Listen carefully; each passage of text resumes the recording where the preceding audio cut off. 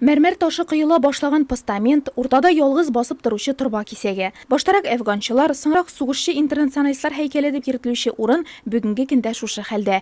Дөресрәге һәйкәл шәһәр паркына күчерелде, ә куркыныч тудыручы бетон корылмалар алып ташланды. Әмма Нурлатлылар бүген дә Нурлатның күренекле урынына җан өрелүен көтә. Парк булса матуррак табылыр дим. Лотерея була чыгып. Памятник таса да ярый. Шул парк тук.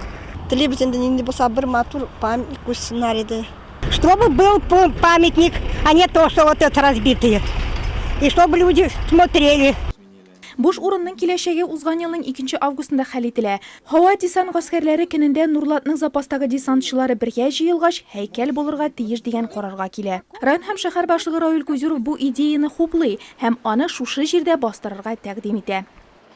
Граничникам есть, танкистам есть. Шик сакчыларның һәйкәле бар. Танкчылар, хәрби һава гаскәрләренең, артиллериячеләрнең танклары һәм эшкычлары паркта басып тора. Ә десантчылар һәйкәле әлегә юк. Без аны биредә урнаштырырга булдык. Яшьләрдә патриотизм хисләре, ватанны яратуны тәрбияләү өчен кирәк бу. Алар һава пехотасы барлыгы турында белеп торсын иде. Небесная пехота, воздушно-десантные войска. Ике якта очкычлар, уртада күктән төшүче парашют. Аңа без булмаса кем дигән сүзләр язылган. Уртак идея бүген инде килешү, проектны ясау баскычларын узган. Әлегәчә аның төп иганәчеләре Нурлатның запастагы десантчылары үзләре. Шулай да алар бу эшкә битараф калучылар булмас. Башкалар да ярдәм кулы сузар дип өмет итә. Батырлык өчен 1нче дәрәҗә хәрби хезмәттәге уңышлары өчен медальләре белән бүләкләнгән запастагы десантчы Валерий Васин һәйкәл киләчәк буыннар өчен дә кирәк дип саный. Год служил я в Пскове.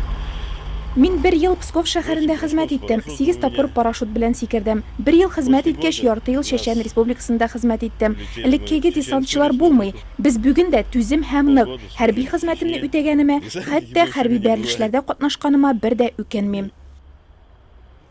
Десант ТВ проекты кысаларында безнең хәбәрчеләребез әлеге төзелешне тулысынча күзәтеп барырга, моннан тыш Нурлатның запастагы десантчылары турында төрле видео язмалар әзерләргә җыена.